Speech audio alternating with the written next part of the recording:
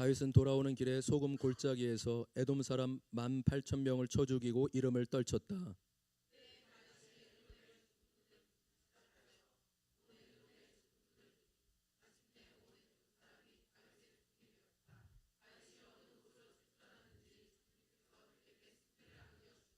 다윗이 왕이 되어서 이렇게 온 이스라엘을 다스릴 때 그는 언제나 자기의 백성 모두를 공평하고 의로운 법으로 다스렸다.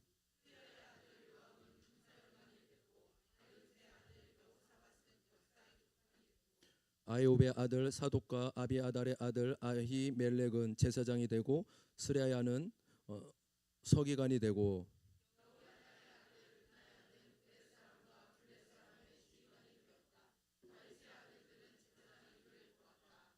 아멘.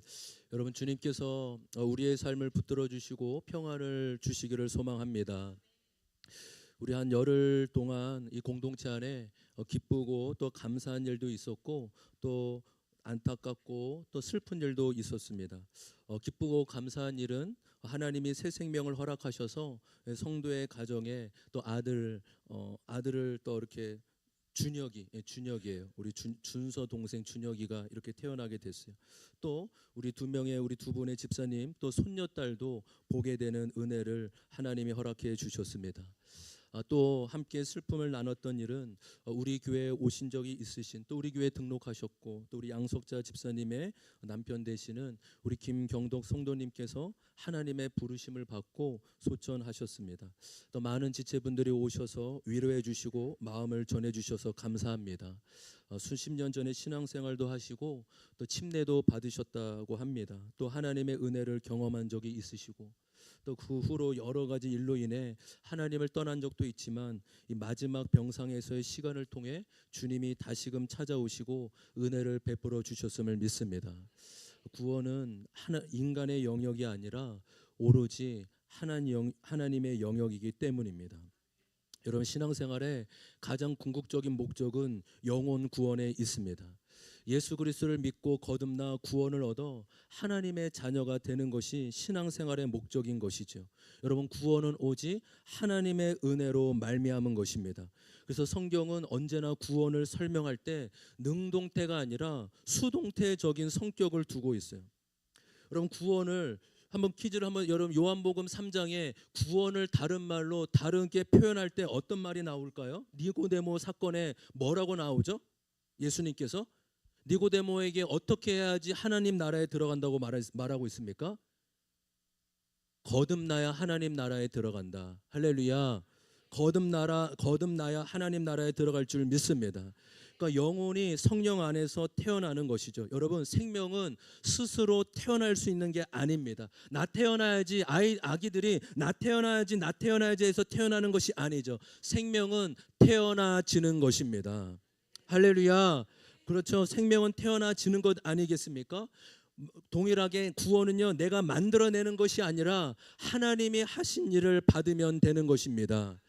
바로 하나님께서 예수 그리스도의 십자가를 통해 이루신 구원의 사건을 주님, 아멘, 주님 내가 믿고 싶습니다, 내가 그것을 믿습니다 라고 아멘하고 받으면 되는 것입니다. 그래서 구원은 오직 하나님의 은혜이고 하나님의 선물임을 믿습니다. 한번 따라서 구원은 오직 하나님의 은혜이고 하나님의 선물이다.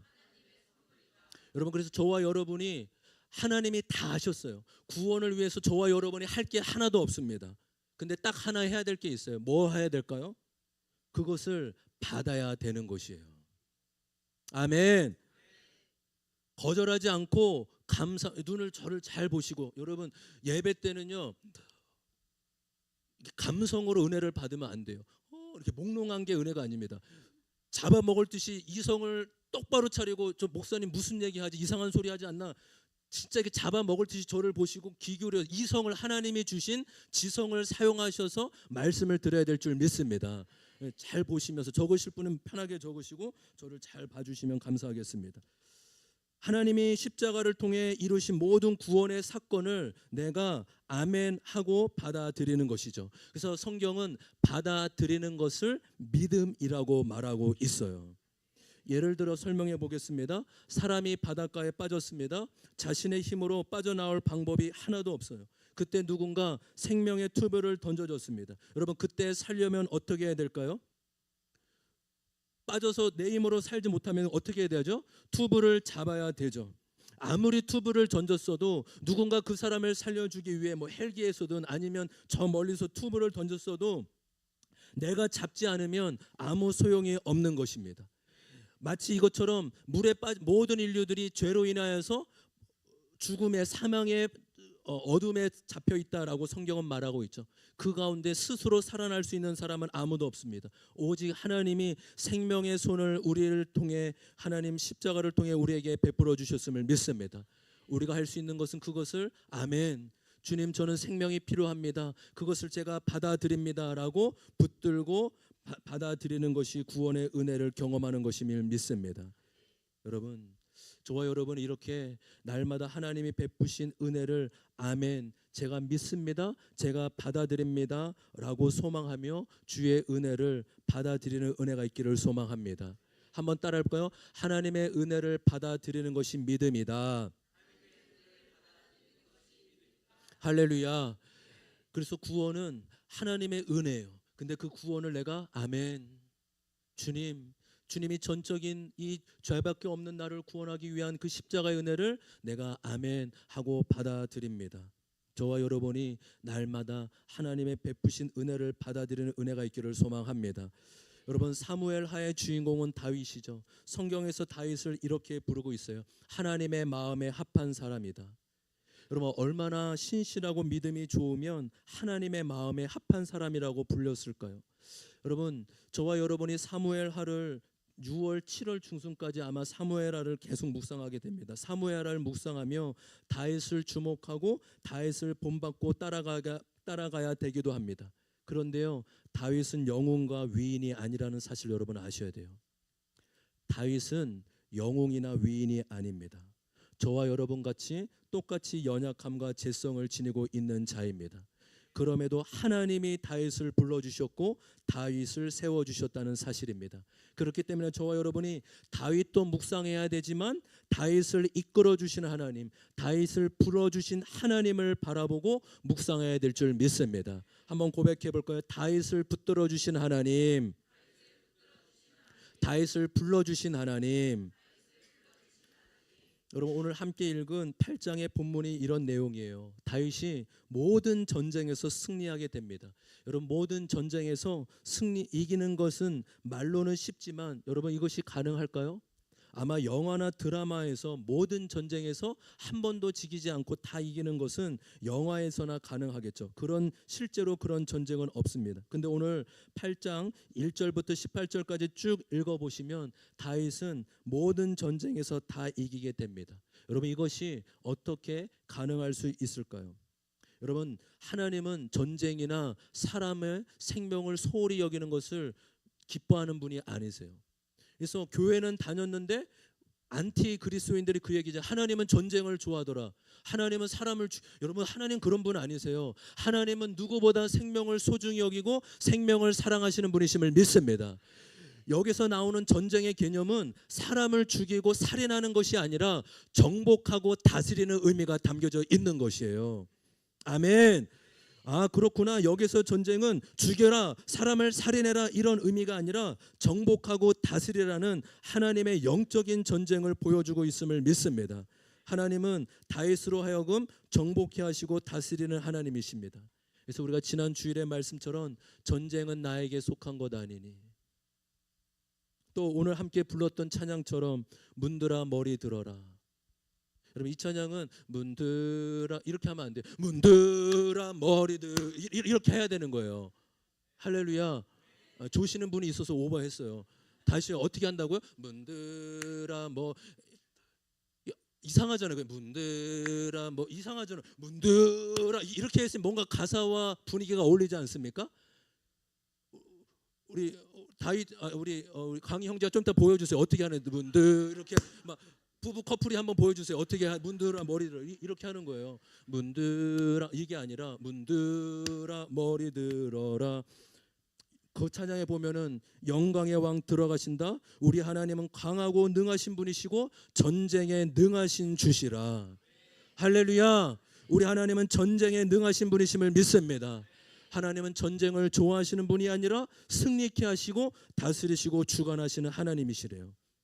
저와 여러분이 오늘은 좀 마음을 평안해. 아, 그렇구나. 하나님은 승리케 하시는 분이시구나. 하나님은 다스리시고 우리의 삶을 주관하시는 분이시구나. 그렇게 승리의 환희를 좀 기쁜 마음으로 받아들이는 은혜가 있었으면 좋겠어요. 우리 먼저 1절 말씀 다시 한번 읽어보겠습니다. 1절입니다. 시작. 그 뒤에 다윗이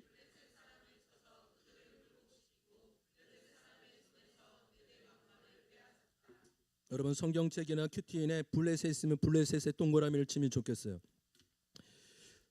여러분 수많은 민족 중에 이스라엘을 가장 오랫동안 괴롭혔던 나라가 바로 블레셋입니다. 여러분 한번 사진 보실까요? 오늘 본문이 하나님이 이스라엘을 허락해 주셨는데 동서남북 전체를 어떻게 하나님이 승리케 하시고 확장케 하신지가 바로 8장에 나와 있는 거예요. 먼저 여러분 블레셋이 보이십니까?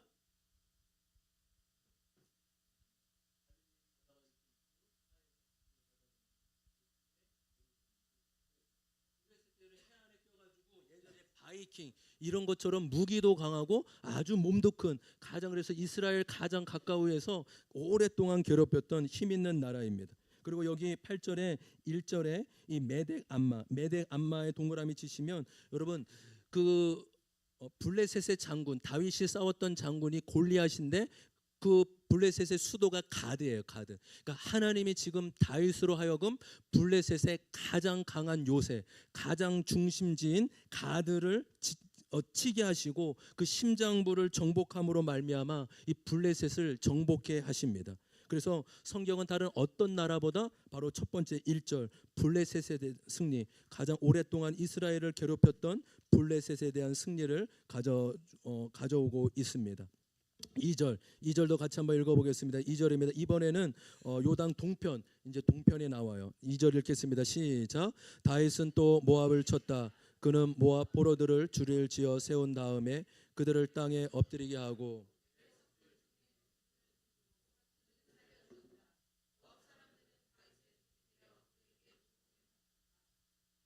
한번 지도 한번 보실까요? 모압은 어디냐?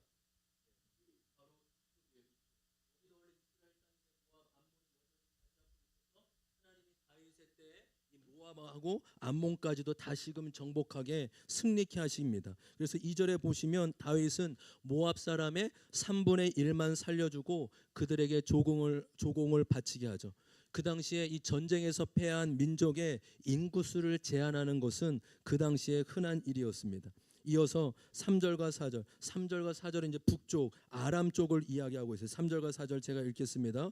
롭의 아들 소방 하닷 에셀이 유브라테스 강 유역에서 자기 세력을 되찾으려고 출정하였을 때 다윗이 그를 치고 그에게서 기마병 1700명과 보병 2만 명을 포로로 사로잡았다. 다윗은 또 병거를 끄는 말 가운데서도 백필만 남겨놓고 나머지는 모조리 다리의 힘줄을 끊어버렸다. 아멘. 사진 다시 한번 보여줄까요? 이번에는 북쪽에 있는 이 아람 저기 조금 붉은 글씨로 보이시죠? 다마스커스라고 보이는 그 글 있습니다. 아람의 성읍을 정복합니다. 여러분 다윗이 큰 전쟁에서 승리한 다음에 한 일이 여러분 4절에 보시면 그렇게 중요한 문구가 아닌 것 같은데 4절에 일어난 일이 있어요. 무엇일까요? 바로 병거. 그러니까 병거는 군대 차인 거죠. 그렇죠? 그 당시에 군대 차를 끄는 말에 뭐를 했다고 했죠? 그렇죠. 다리의 힘줄, 말을 그 병거를 끄는 말의 힘줄을 끊어버렸다고 합니다. 그럼 말이 힘을 쓸까요? 못 쓸까요? 못 쓰는 거예요. 여러분 그 당시에 이 병거를 끄는 말의 가치가 얼마나 크고 대단했을까요? 근데 그 말의 발의 힘을 끊어단다는 것은 사실 이해가 되지 않습니다. 그런데요 다윗이 이렇게 한 데는 분명한 이유가 있습니다. 바로 신명기 17장 16절의 말씀이에요. 신명기 17장 16절의 말씀입니다. 같이 한번 읽어볼까요? 시작. 왕이라고 해도 군말을 많이 가지려고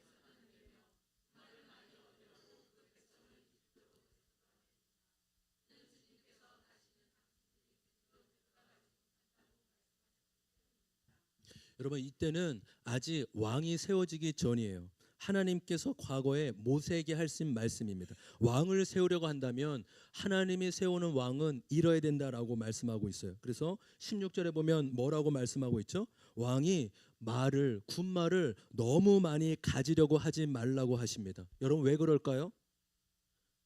왜 그럴까요?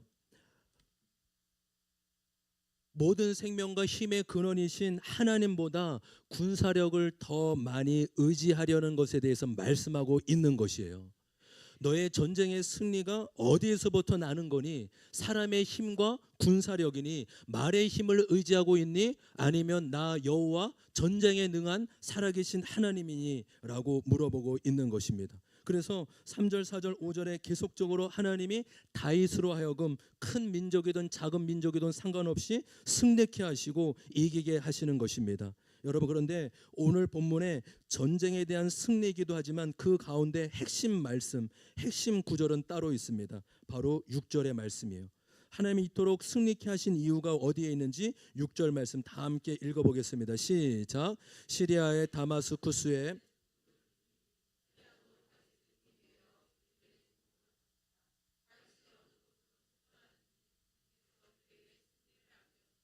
아멘.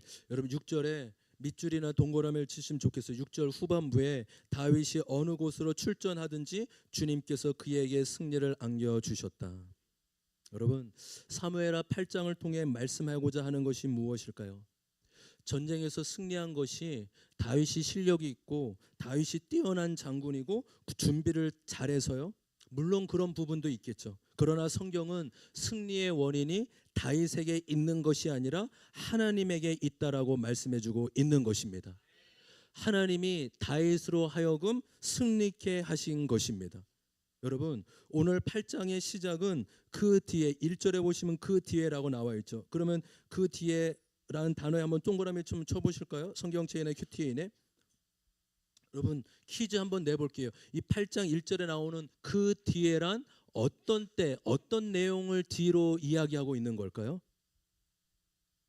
그 뒤에가 어떤 일이 어떤 것을 의미할까요? 띵크 해보세요. 띵크. 예, 띵크 생각해보세요. 어떤 일이죠 그 뒤에? 7장에 어떤 일이 있었어요? 7장에 사무엘의 7장에 어떤 일이 있었죠?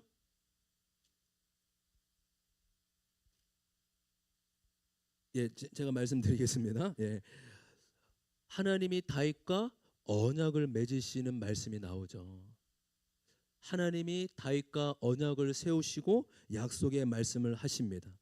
여러분 지금 7장에 다윗이 전쟁에 싸우기 위해 군사들을 강하게 훈련시켰다. 전쟁을 위해 철저히 준비했다. 전력 회의를 했다라는 내용이 나와 있지 않습니다. 7장의 내용은 하나님이 다윗과 언약을 맺으시고 다윗이 하나님께 기도하는 내용이 나와 있는 것이죠. 사무엘하 7장 8절 9절 다 읽지 못하니까 핵심적인 구절 8절과 9절만 읽어보겠습니다. 시작. 그러므로 이제 너는 나의 종 다윗에게 전하여라.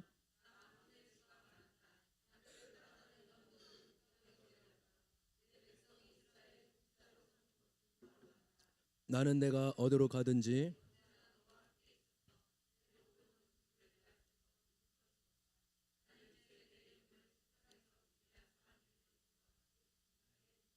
아멘. 9절에 동그라미를 치시면 좋을 것 같아요. 여러분 9절의 말씀을 주목해 보십시오. 하나님이 다윗과 언약을 맺고 약속해 주십니다. 내가 언제나 너와 함께 하겠다.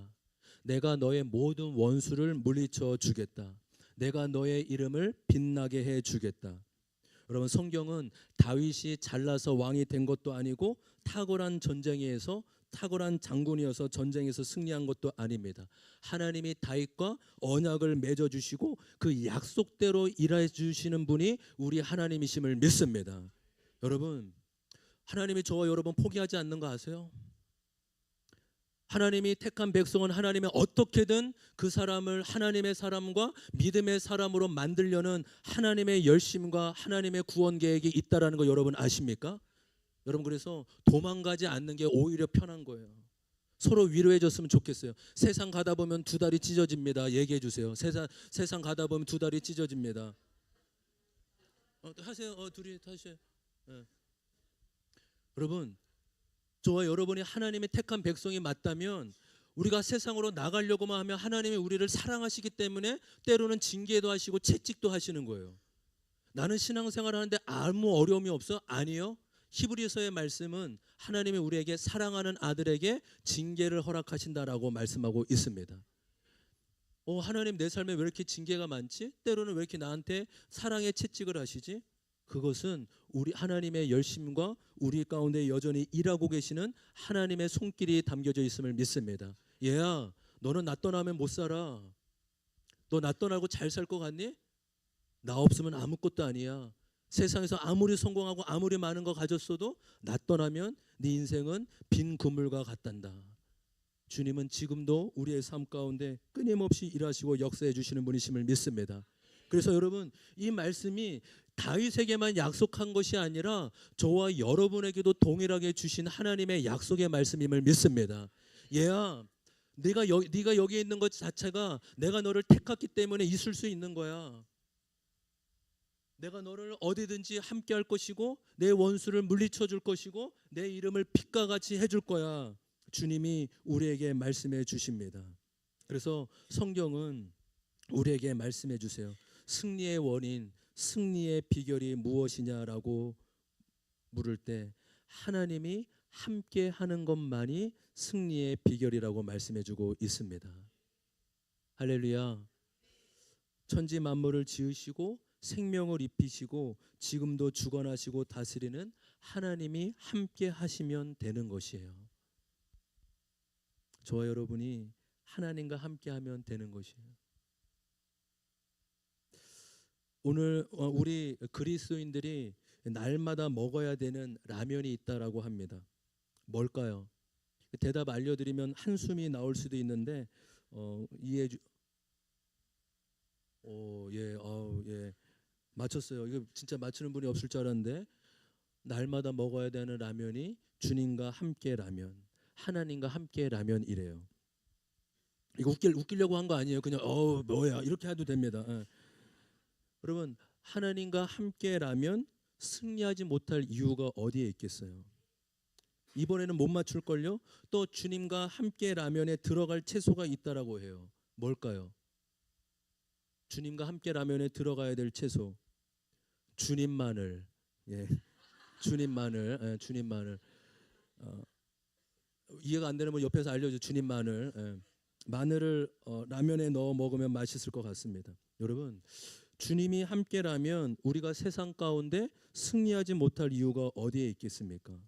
그러면 세상 가운데 우리가 승리하지 못하는 원인이 하나님이 함께 해주지 않기 때문일까요? 그렇지 않죠. 살아계신 하나님은 언제나 우리와 함께 하시며 우리 곁에 영으로 계시는 분이심을 믿습니다. 문제는 나도 주님과 함께 하느냐에 달려 있다라는 거예요. 주님이 함께 해주지 않아서 승리하지 못하는 것이 아니라 나도 주님과 함께 하고 있느냐, 그것이 관건이라는 사실인 것이죠.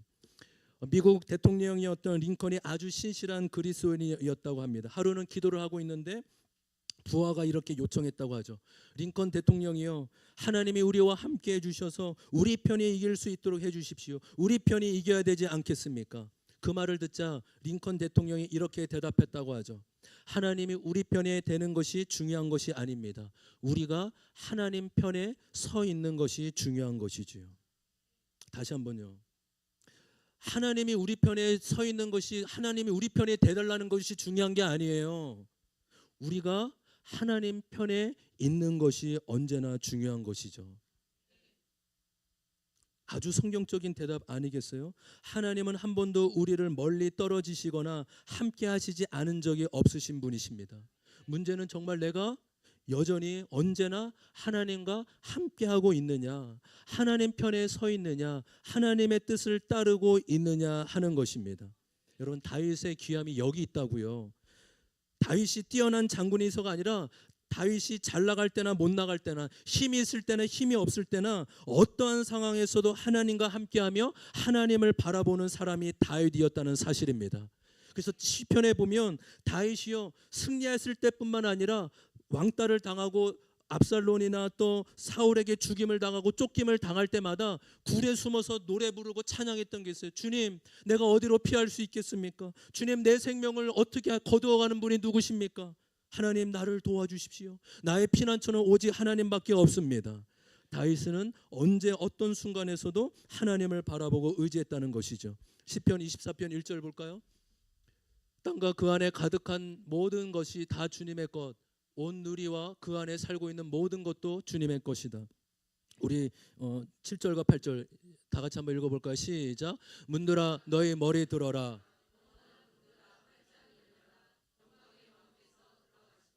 영광의 왕이 누시냐? 전쟁의 용사이신 주님이시다. 아멘. 다윗은 광야를 통해 알았어요. 아, 그렇구나. 전쟁은 나에게 있는 것이 아니라 하나님에게 달려 있구나. 하나님은 전쟁에 능하신 분이시구나. 시편 27편 1절입니다. 시편 27편 1절 다 같이 한번 읽어보겠습니다. 시작. 주님이 나의 빛 나의 구원이신데 내가 누구를 두려워하랴. 주님이 내 생명의 피난처이신데 내가 누구를 무서워하랴. 주님, 내가 주님이 빛이시고 내가 아무리 어두운 골목과 동굴에 간다 하더라도 빛 대신 주님은 그곳에 계십니다. 그래 내가 누구를 두려워하리요? 내가 누구를 무서워하리요? 우리 마정오래 46편 1절과 2절입니다. 다 같이 한번 읽겠습니다. 시작. 하나님은 우리의 피난처시요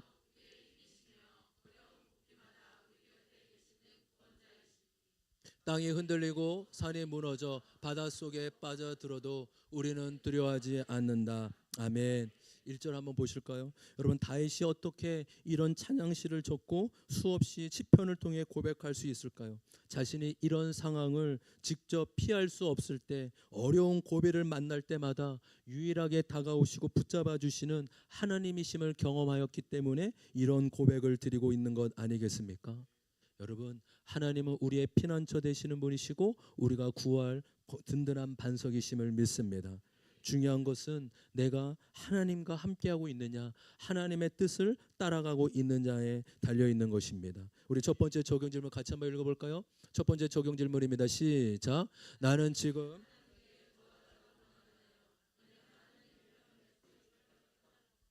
내가 하나님의 뜻에 순종해야 할 것은 무엇인가요?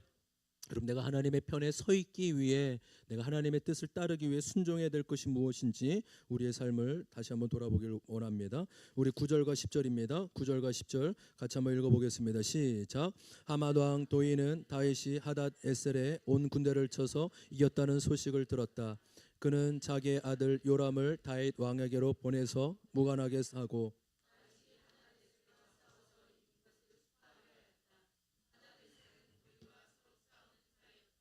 요람은 은과 금과 노스로 만든 물건을 많이 가지고 다윗에게로 왔다. 아멘. 여러분 9절 10절을 보시면 다윗의 위상이 높아졌음을 보여주고 있어요. 이제는 먼저 다윗에게 찾아와서 선물도 보내고 화친을 맺으려는 모습입니다. 다윗이 자신들을 침공해 오면 망할 수도 있으니 미리 찾아와서 화친을 맺으려고 하는 것이죠. 여러분, 그만큼 다윗을 통해 이스라엘이 이제 위상이 높아지고 힘이 있어졌다라는 것을 의미하고 있는 것입니다.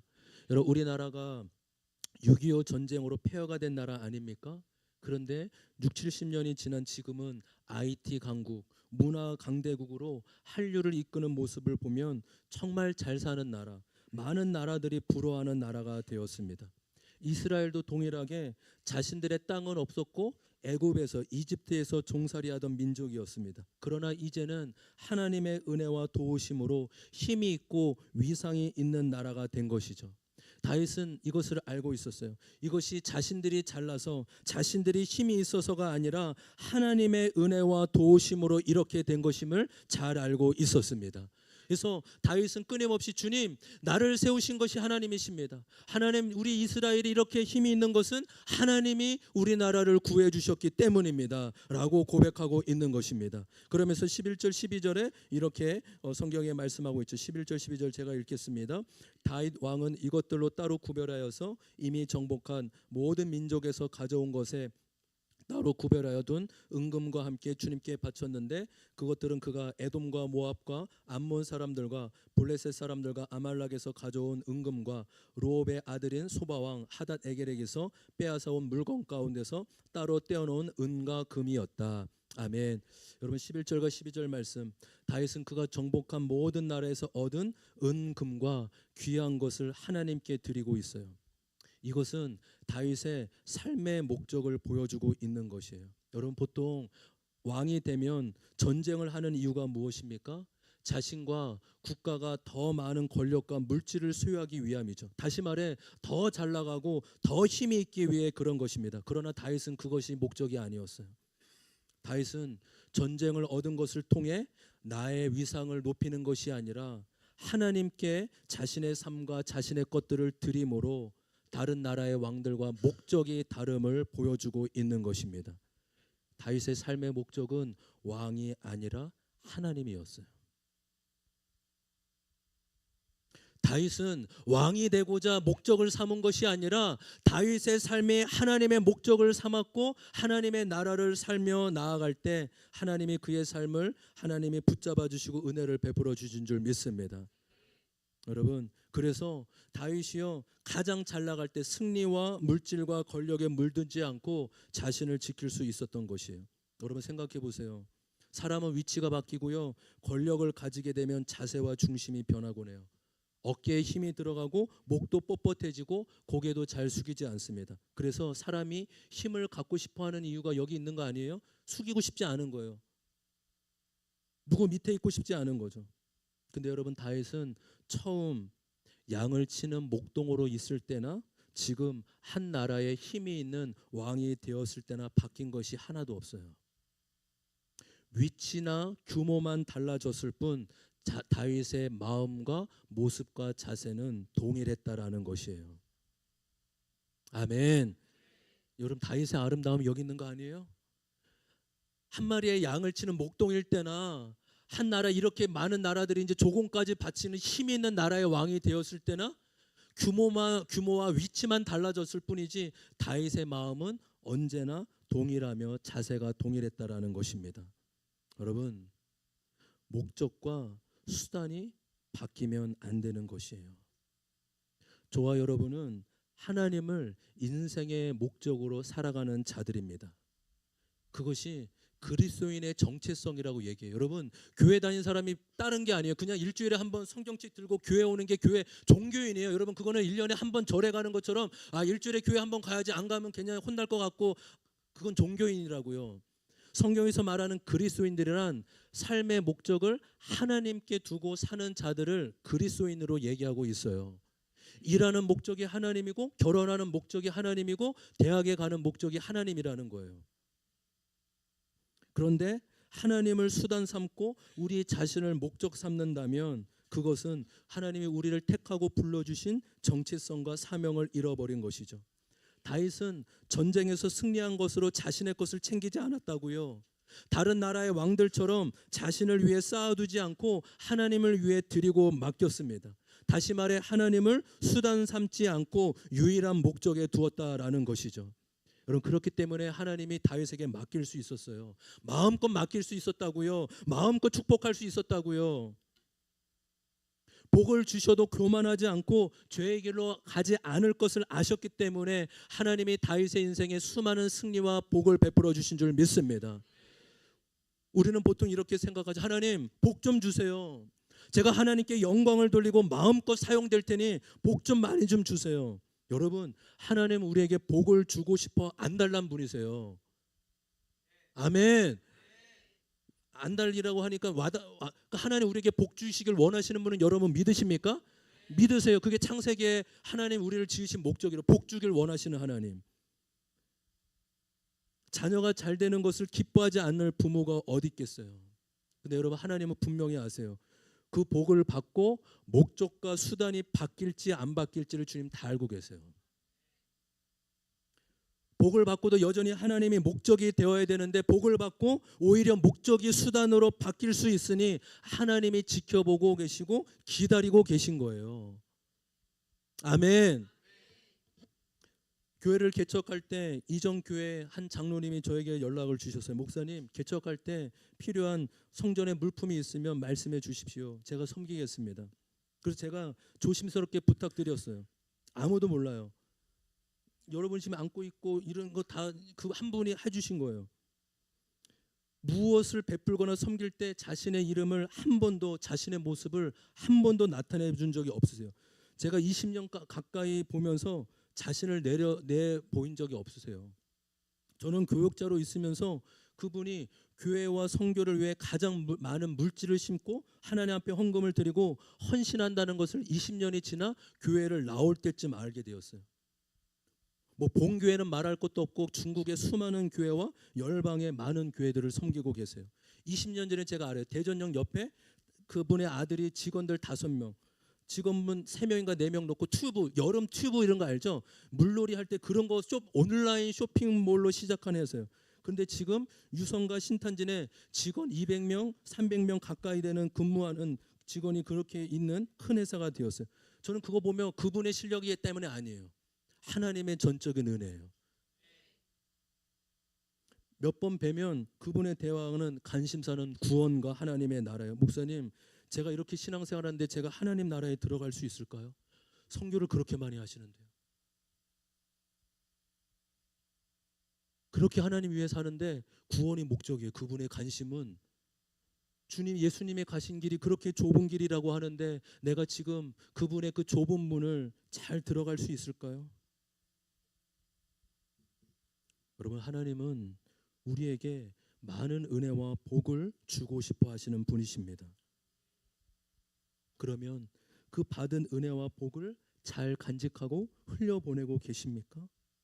목적과 수단이 바뀌지 않도록 늘 마음의 중심을 지키고 있습니까? 그렇다면 하나님이 우리에게 그 사명을 더 감당할 수 있도록 힘과 승리를 더욱 베풀어 주실 줄 믿습니다. 우리 친구들 오늘 말씀에 도전받았으면 좋겠어요. 왜 공부해야 될까요? 더 좋은 대학 가기 위해가 아니에요. 더 좋은 직장 가기 위함이 아니라고요. 더 많이 섬기기 위해, 더 많이 베풀기 위함임을 믿습니다. 할렐루야. 단지 성경은 한 번도 성공에 대해서 단어 한 자도 나온 적이 없어요. 성공 한 자도 성경은 성공에 대해 나온 적이 없지만 신실과 성실에 대해서는 얼마나 강조하지 몰라요. 왜요? 성공은 하나님이 주실 수도 있고 안 주실 수도 있는 거예요. 내가 하는 건 뭘까요? 성실과 신실에 나아가는 거예요. 그러니까 우리 아이들은 하는 게 뭘까요? 돈 안 벌어도 돼. 그 공부만 해요. 우리 친구들. 채연아, 아빠 아무것도 아니 그래요. 그냥 공부를 별로 안 좋아하기 때문에. 무슨 의미인지 알죠? 공부 잘해라가 아니라 내가 학생의 신분이니까 공부만 하면 되는구나. 우리 친구들 아멘 합시다. 아멘. 내가 하나님 학생이니까 주님, 내가 공부하는 목적이 좀 더 좋은 대 가고 인서울 하기 위함이 아니라 더 많은 영혼, 더 많은 나라를 섬기고 싶어요. 하나님 나에게 물질 좀 주세요. 하나님, 내가 이 물질을 나의 유익, 나의 집안, 내 자녀를 키우는 데만 아니라 하나님 나라 위하여, 선교와 교회와 영혼 구원을 위하여 귀하게 쓰임 받기를 소망합니다. 이렇게 우리의 목적이 하나님 앞에 수단과 바뀌지 않는 은혜가 있었으면 좋겠어요. 여러분, 이 복과 기복을 잘 구별하셔야 돼요. 하나님 우리를 복받는 인생으로 부르셨습니다. 그걸 흘려보내야 된다고요. 그걸 섬기는 데 사용해야 된다고요. 정말로 저와 여러분의 인생이 하나님 앞에 복받는 인생이 되었으면 좋겠어요. 그렇게 옆사람 한번 축복해 주셨으면 좋겠습니다. 하나님이 당신에게 복을 주실 것입니다. 하나님이 당신에게 복을 주실 것입니다. 아멘. 아멘. 우리 마지막으로 15절과 18절 말씀, 15절과 18절 말씀 같이 한번 읽어보겠습니다. 시작. 다윗이 왕이 되어서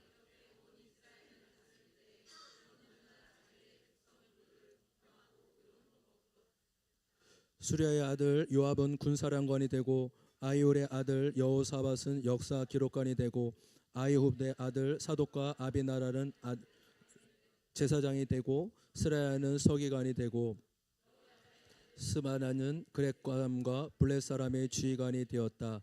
다윗의 아들들은 제사장 일을 보았다. 아멘. 여러분 15절을 보시면 다윗은 왕이 되어서도 언제나 공평하고 의롭게 백성을 다스렸다라고 말씀해주고 있어요. 자신이 목동에 있을 때나 왕이 되어 있을 때나 동일하였던 것이죠. 자신을 높이기 위해 힘을 쓴 것이 아니라 백성을 보살피고 살피는 데 마음을 둔 것입니다. 하나님은 그런 다윗에게 동역자를 붙여 주셨어요. 16절부터 말씀을 보시면 여러분, 다윗의 인생에 다윗이 왕이 되고 나라를 세우는 데 있어서 초기에 중요한 역할을 맡은 인물들이 16절부터 18절까지 잘 나와 있습니다.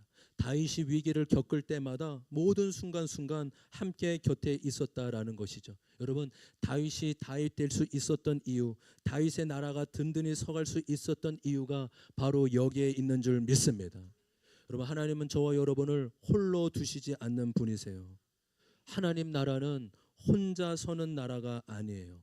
하나님 나라는 함께 서가는 나라입니다. 그래서 하나님 나라에는 동불 장군이 없어요. 나 혼자 열심히 교회 다녀야지, 나 혼자 열심히 신앙생활 해야지, 그렇지 않아요. 신앙생활은 함께 걸어가고 함께 섬기는 것입니다. 로마서 12장 5절의 말씀이에요. 로마서 12장 5절 같이 한번 읽어보겠습니다. 시작. 이와 같이 우리도 여섯이지만 그리스도 안에서 한 몸을 이루고 있으며 각 사람은 서로 지체입니다. 아멘. 예수 믿으면 서로 한 몸이 되고 서로 지체가 된다고 합니다. 우리가, 저와 여러분이요, 예수의 피로 하늘 가족, 영적인 가족이 되었다라고 말하고 있어요. 때로는 다툼도 있을 수 있고 갈등도 있을 수 있어요. 근데 그 갈등을 화해하고 하나 되게 하는 것이 진정한 성숙이고 자라남임을 믿습니다. 한 몸이고 한 지체가 되었다. 또 로마서 12장 15절에 바울은 신앙생활을 이렇게 정의하고 있습니다. 함께 읽어보겠습니다. 시작.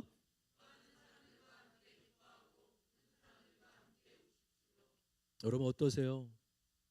내 기쁜 일만 좋아합니까? 내가 슬픈 일에 함몰되어서 나밖에 모르십니까? 신앙은 기뻐하는 자들과 함께 기뻐하고 슬퍼하는 자가 함께 슬퍼하고 우는 자가 신앙생활이라고 말해주고 있습니다. 여러분, 그렇기 때문에 하나님은 공동체 가운데 일하시고 운행하시는 분이세요. 우리 기쁨의 제자들 교회는 목장을 아주 소중히 여기죠. 이것은 저의 목회 철학이기 때문이 아니라 목장이 교회라고 성경은 말해주고 있어요. 여러분, 믿음의 적용이 뭔지 아세요? 목장을 안 나가신 분은 목장을 나가보는 거예요. 왜요? 목장이 교회니까. 한번 따라해봐요. 목장이 교회입니다. 목장이 예배고 목장이 믿음의 나눔이 있는 거예요. 사진 한번 보세요. 금요일날 말씀 준비하고 교회에 있는데 이 문구가 떠오른 거, 맞아, 그렇지. 목장이 교회이지. 우리가 한 주간 그렇게 힘들게 일하고 쉬고 싶은데도 왜 끊임없이 목장으로 모이나? 아, 맞아, 주님, 목장이 교회입니다. 주님이 두세 사람이 있는 곳에 나도 그들과 함께 있고 함께 삶을 나누고 공유하는 것. 그럴 때 나왔잖아요. 평안할 때, 나누고 싶을 때만 해. 힘들 때, 아, 나 오늘 같은 날 진짜 못 나눠. 나는 정말 이 마음으로 못 나누겠어. 평안할 때뿐만 아니라 힘들 때도 하나님 앞에 나아가, 믿음의 지체 앞에 나가 함께 예배하고 믿음을 나누는 것이에요. 하나님은 공동체와 연합 가운데 그렇게 다윗에게 수많은 사람을 보내주셔서 함께 그의 하나님의 나라를 세워나갈 수 있게 되었음을 말씀해주고 있습니다. 제가 참 지난주에 기쁜 얘기를 들었어요. 지나가는 얘기인데 기쁘게 들었어요. 우리 형렬 형제 다현자매가, 목사님, 그 교회 섬김이 표에 왜 저희 이름은 없어요? 넣어주세요. 그리고 제 엄마도 없던데요. 어떻게 된 거예요? 들어가셔야 돼요, 집사님. 아들이 왜 없냐고 됐어요. 목사님, 여러분, 우리 형렬 형제가 개척 멤버, 진짜 원년 멤버예요. 3년 반 이제 봉사한답니다. 할렐루야. 보면 얘기해 주세요. 어우, 이름표 넣어달라며. 그동안 너무 바빠서, 왜냐하면 토요일날 주말에 너무 바빠서 뺐는데 이름 넣어달래요. 그래야지 자기가 더 하나님께 가까이 갈 것 같다고 섬김의 자리로 들어간다고 합니다. 여러분, 다윗의 사람들은 각자 세워진 자리는 달랐지만 다윗과 함께 하나님의 나라 이스라엘을 세워나갔습니다. 하나님의 나라는 혼자 서는 나라가 아닌 줄 믿습니다. 힘들어도 함께 서고 함께 걸어가는 것이죠. 하나님의 나라는 공동체 가운데 일하시고 역사하시는 분이십니다. 여러분, 오늘 승리케 하시는 하나님이 저와 여러분이 믿고 의지하시는 하나님이심을 믿습니다.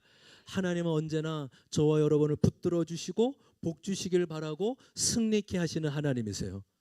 관건은 무엇이었죠? 내가 하나님 편에 서 있느냐, 목적과 수단이 바뀌지 않고 있느냐, 함께 지체들과 걸어가고 있느냐. 바로 그것이 우리의 승리의 비결이 담겨져 있음을 믿습니다. 우리 마지막으로 적용 질문 같이 한번 읽어볼까요? 다 같이 적용 질문입니다. 시작.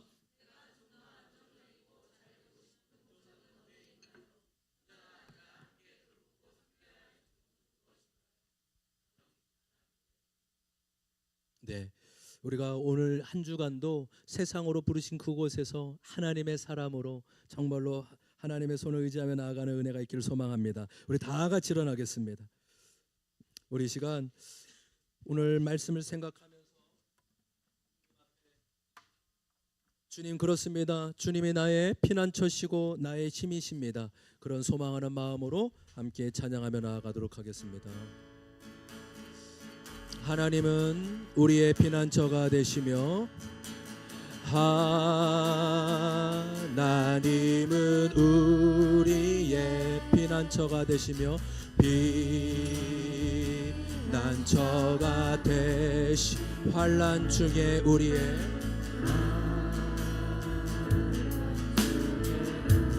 힘과 도움이시라. 힘과 도움이시 하나님은 우리의 하나님은 우리 피난처가 되시며